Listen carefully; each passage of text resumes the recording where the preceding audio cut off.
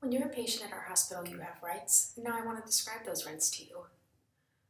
The reason being because if you're aware of your rights, it helps us to provide better service for you, to meet your needs. You have rights here, and it's our responsibility to protect your rights. So we have some new rights, and those are, the first one is respect. We have to respect you. Two, your name, address, phone number, things about your body measurements. It's private. The third one is if you see the doctor and you get medicine to help with surgery or something, it has to be from a safe place.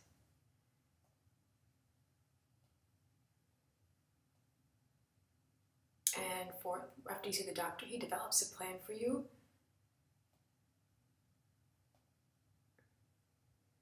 And five,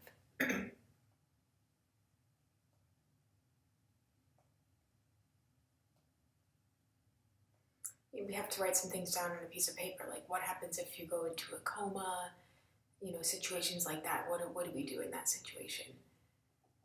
And that's called an advance directive. You have the right to write that information down, and we're to follow that.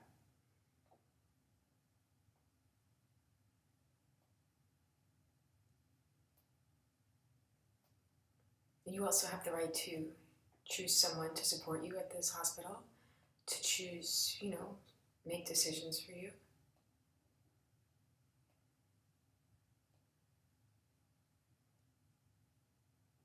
If you use this hospital, we have to be able to contact your primary doctor. And you have other rights too. First one is any hospital, any patient, their policy related to patients. It's really important. And we advise you to read that.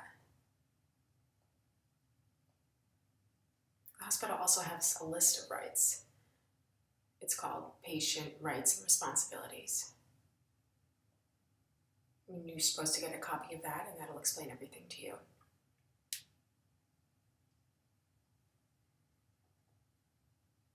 The third one is any information we tell you, you have to be able to understand fully. And the fourth is the hospital has to get an interpreter for you, and you're not paying for that out of pocket. Now, if you have a problem or a disability, something related with communication or movement, the hospital has to change to match your needs.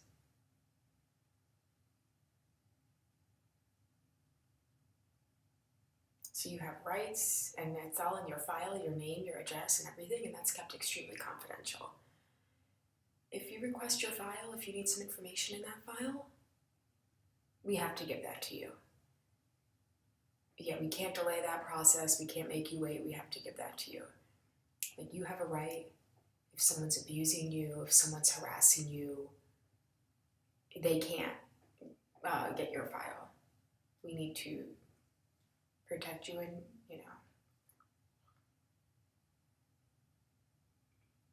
other rights you have. The first one is if someone requests you, oh, you don't mind if a student or an intern or... No, you can. The second one is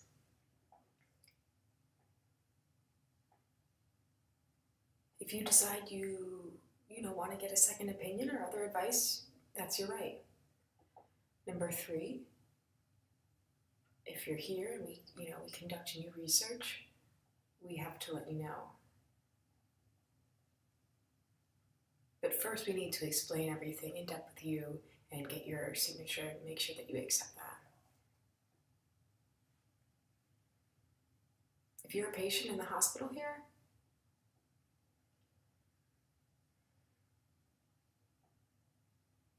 all the information related to your body, your medical history, your insurance, everything is here. Number 2,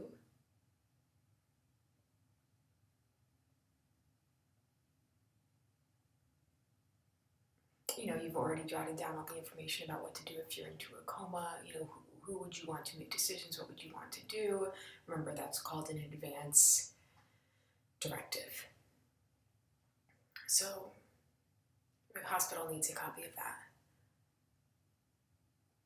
Third, if you set up a plan for medicine, you have to follow that plan.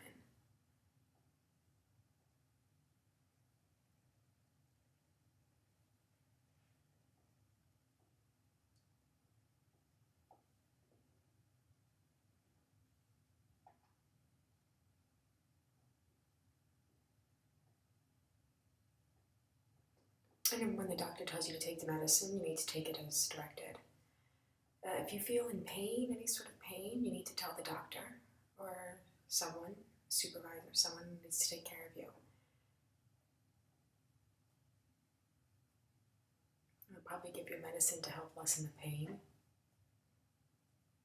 And you need to let the doctor or nurse know if that helps you or not. Next, if someone explains to you and you don't understand what they're saying, it's your responsibility to ask to clarify. You know, if we inform you everything and you understand fully, it helps us make the safest decision for you.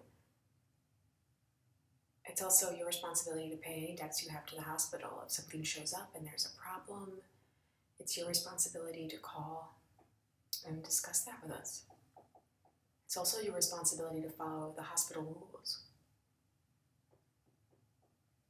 And, you know, you have to realize other people are following the same exact rules with respect to our patients and the hospital.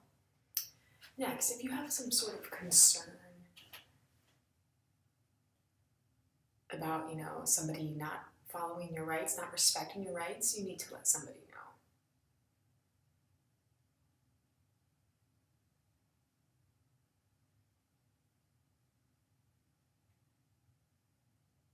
Welcome to the University of Missouri Hospital.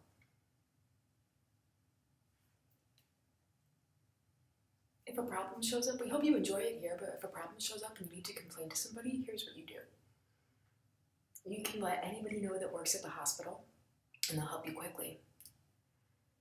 If you have a complaint or a concern, you just tell somebody and they have to answer you fast, in a timely manner.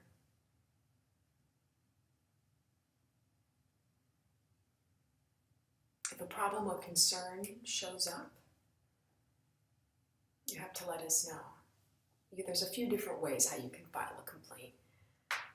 The first way is if you're concerned about something related to your room, like it's too hot or it's too cold, or there's not enough light, or it's not clean enough.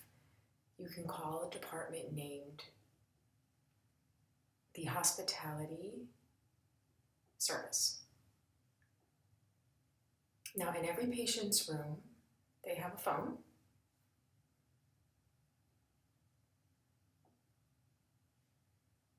And they have the rotary service with the phone numbers listed right on there, so you know who to call.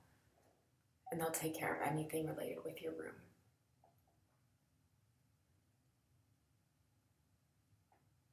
Second, you can file a complaint through paper. Your opinion counts. And if you want to do this, you can get the paper, in the hospital. Every floor has a lounge you can get that from. From the first floor, the main lobby, they have the paper there. Every floor in the parking lot has that paper as well.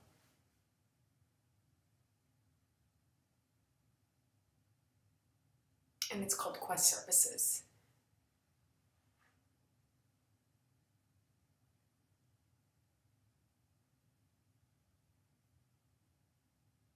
Next to that is the Quest Services. For the Women and Children's Hospital, you get the paper in the room opposite the front desk. That's where you can get it. If you're looking for paper, just ask anybody that works at the hospital, where can I get that paper to file a complaint, and they'll help you. You could call Quest Services. The phone number is 573-882-1053. If you prefer to talk to somebody face-to-face, here's the procedure to do that. You can request a nurse and tell them you'd like to contact the regional manager. If you prefer to talk to somebody, not that regional manager, a manager from a different place, you can contact Quest Services. And the phone number is 573-882-1053. You can also contact us through a letter, email, fax, and I'll show you how to do that now. Here's the information.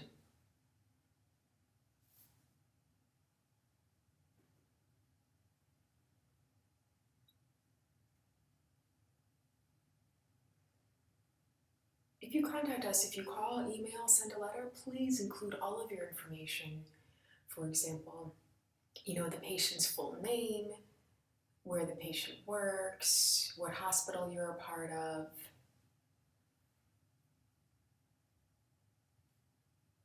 And we need to know who to contact, how to contact them, their address, email address, everything, include everything, and send that over.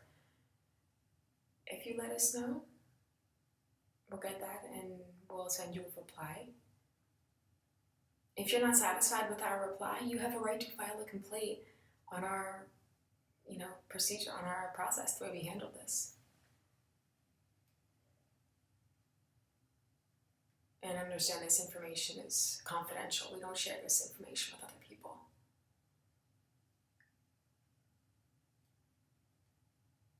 If you are worried about complaining because you're afraid there might be consequences of complaining, like somebody might want to get revenge against you, you don't have to worry about that. It's your opinion and it's your comments, and we care about that. It's really important to us, so it doesn't matter if your comment is positive or negative. That's not important, but every comment is important, and that helps us improve our service.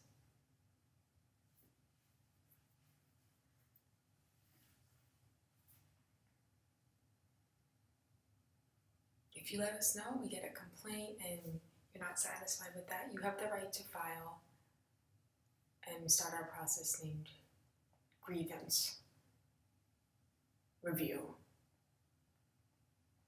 So how do you start that process?